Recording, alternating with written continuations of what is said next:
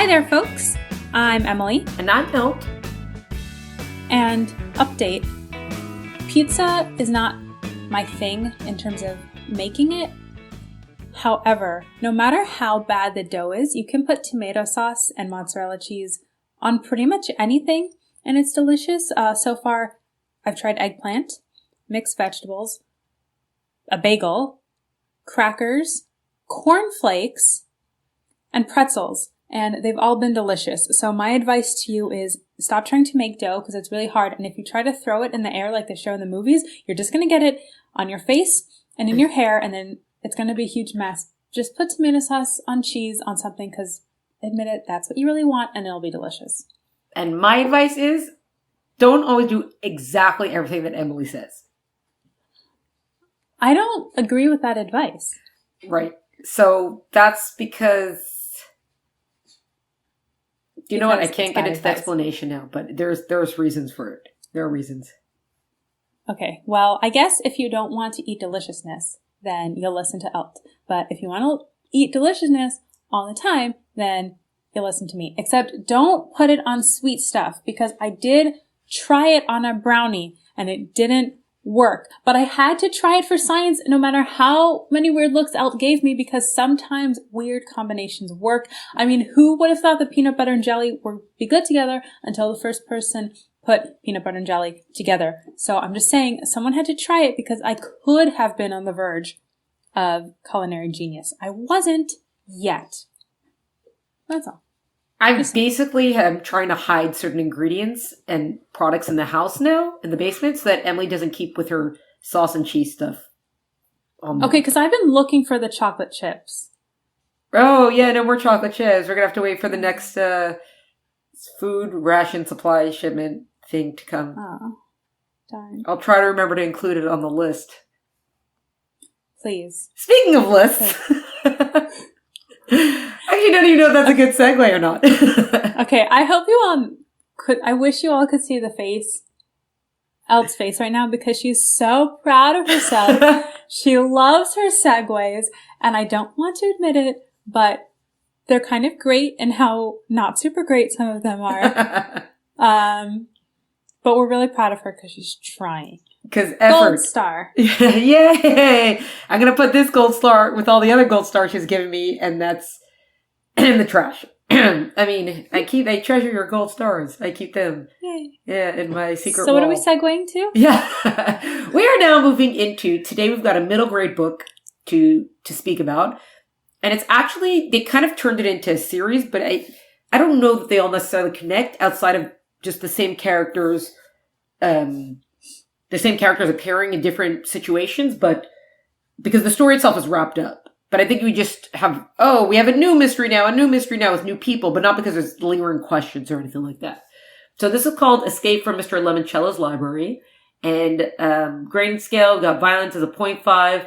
It's really there because there's some verbal bullying, and we need to make a stance against bullying. So that's why bullying it's there. Bullying is bad. Yeah, bullying's bad. Stance. There we go. Don't do it. Yeah. And that's our PSA for today. And then language is a 1 because they do have the word CRAP in there. And romance is a 0, thank God, as well. It should be because this is a middle grade novel. And it's by Chris Grabenstein. It came out in 2013. And the short of it is that you got this kid, Kyle, and like the world's most famous game maker is dedicating a new library in his town. And there's going to be an invitation only lock-in for the first night. And Kyle, is going to be, so you have to write an essay to be able to win, to be able to be selected, to be part of, to get invited into being part of this, lock-in. And basically in the lock-in, so the kids get all this food, and, it's almost like slumber party until it turns into a big mystery of now you have to get yourselves out of the library. And there's a lot of book references, a lot of game references. It's very much the best thing probably about it is that it's a big celebration and a big enjoyment of libraries and books and a world that's not on the screen. I mean, they have screen stuff, but it's not about movie stuff. It's about finding information on screens. It's not about the internet. It's not about those things. It's about giving you information. That's what it's about. It's an information, and the world is open to you with information. So, I just want to go back. Oh, I just want to go back to the lock-in thing for a second, because I understand it's a middle grade book, so parents are just sort of devices. And also the author had to get to setting up the story. But how weird is it that these parents are like, yeah, you can lock, yes, other adult that we don't know, you can lock our children in a library for a night that they can't get out of, and we don't have any contact with them. Yeah, that's totally trustworthy and normal. Right. Just because the guy's a big game maker, like, you still don't know who he is. Right. It's a little, like, if you think about it too much, which, don't. It's a humorous middle grade book, but if you do, it's like, that's very irresponsible parenting. Yeah, and also because no one's supervising them. They have also he's got his dead librarian who inspired him to love libraries. It's like an AI sort of. I know. I think Microsoft is it Microsoft. Somebody just got a patent on that to be able to bring back loved ones. Yeah, they're going to create AIs out of between their social media posts, between their this, their that, or whatever. Books between photos and videos that you give us. We're going to create an AI of people who passed away. Maybe there are some people who have a very hard time with loss, but very creepy. And especially because this AI, she was so many years ago, so, who created her? How did you create such a perfect version of your librarian if it's a little bit... There's definitely some suspension of disbelief in some of the... So, okay, basically the world that these kids step into is Willy Wonka and the Chocolate Factory, but it's not a chocolate factory, it's a library. So there are all these games and rooms that lock, but you open them with codes and the AI, and then there are these figures of authors that can move, and when you go into, was it a travel room or a nature room? There was not a live tiger, it was an AI tiger, but or maybe not AI because that's artificial. It was just a 3D image of a tiger, but it felt so real. So there's a lot of stuff in there that maybe the technology is there, maybe it isn't, but it's bordering on the magical, except it's almost sci-fi, yeah. I guess sci-fi. It almost feels like he's wouldn't it be cool if a library had this? Okay, we'll put it into the story. Yeah, exactly. No, libraries don't look like that. I don't know what kind of magical, unless he wishes libraries looked like that. And kids are not keeping your library looking like that. Sorry, the screens are going to be broken in 4 days. I know. But that's sort of there's definitely a little bit of, I guess sci-fi is the way of putting it, a sci-fi fantasy vibe to how this library works. I mean, it's just fun. Yeah. And also it's meant for 8 to 12-year-olds, not for people who are over that age, but of non-specified age. Yeah. It is definitely the biggest feeling from it is just this is just a fun story. There's not so much gained or not gained. You have the one kid who's the bully, and I guess he's supposed to be the antagonist, even though he's just so he's just such a caricature of a bully. And when you give him a name Charles Sheltington, the fourth or whatever his name is, the third or something, what do you want from the kid already?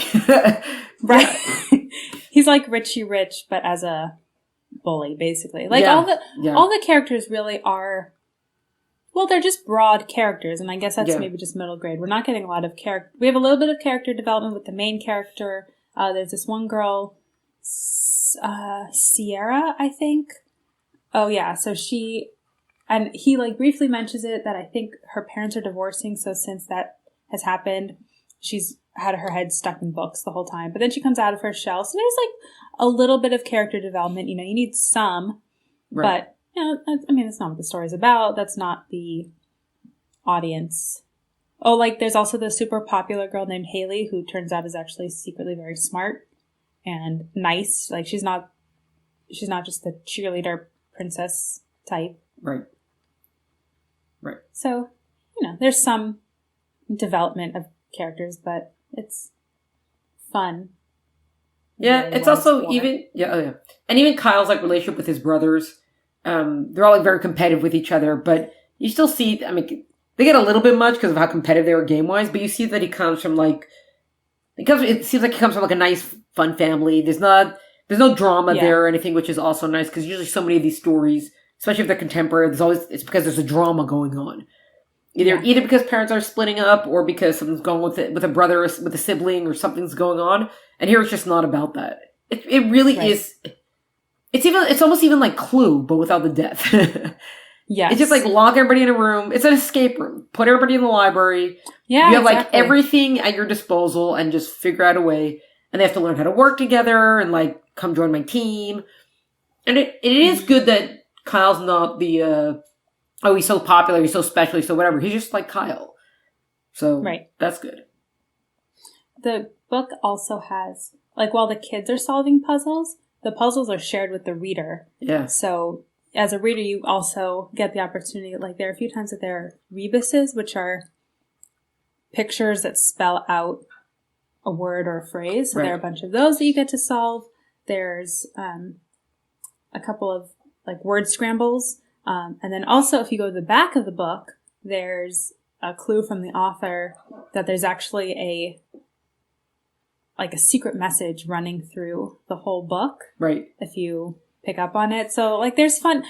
He just, and in the back of this version of the book, anyway, because this was reprinted in 2020. Or 2019.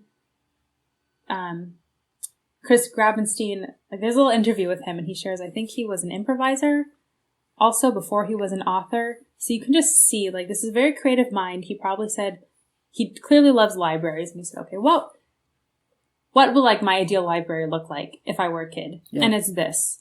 And it's fun.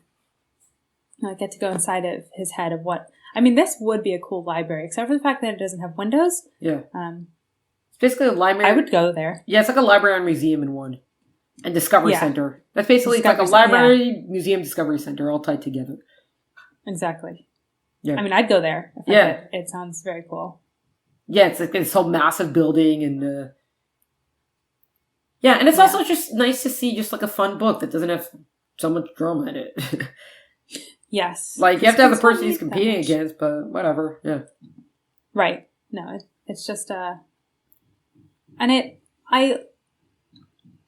it's sort of at the level of middle grade novels. Like we talked about Knight's Castle or I don't know if we've talked about Phantom Tollbooth yet, but books like that used to be written for kids where it wasn't dumbed down just because they were kids. This one, not quite at that level, but there are a lot of literary references in here to various books and not just to kids' books. And they're just there. And if you're a kid who already knows those things, you'll get it. If you don't, but you're interested, then you'll look into it. So it's not dumbing it down. It's like, here, I'm sharing what I love with you. Come with me on this journey. Instead of, oh, you're 12, so let me write for a 12-year-old or an 8-year-old. Yeah. So it just seems like just fun and excitement is basically what it is. Not much deep substance or, no big issues that we need to tackle sort of thing. Like, let's just have a good time. It's fun. Yeah. I definitely recommend it, though if you're an adult, if you're looking for something fun, it will take you like a couple hours to read. But for the age that it's intended for, definitely recommend it. Don't you think? Yeah, it fits. I guess that's... Yeah, that's all we got to say on that. Yeah. That gives me a lot of extra time to try new pizza combinations. Because I thought this was going to take a lot longer. I was thinking I could just put you in a room and make an escape room and see if you could get out of the room. Oh my goodness, that would be so much fun. Okay, you set it up. I'm going to make some pizza. Deal? Yeah, and you could bring your pizza with you into the room that's going to have just nothing but white walls. You're going to have to find the secret to get out. Ooh, I like it. All right, I'm going to go set that up. Thanks, y'all, so much for listening. We'll catch you next time. Cheers, everyone. Oh My Word podcast is brought to you by the pearl-clutching basement dwellers at Oh My Word. Follow us on Instagram for updates at Oh My Word Podcast, or like and subscribe wherever you listen to podcasts. For full episode notes and detail, visit eltenenbaum.com. Music is by Tim Burke. Sound is by Gabriel Yaffe. See you next time.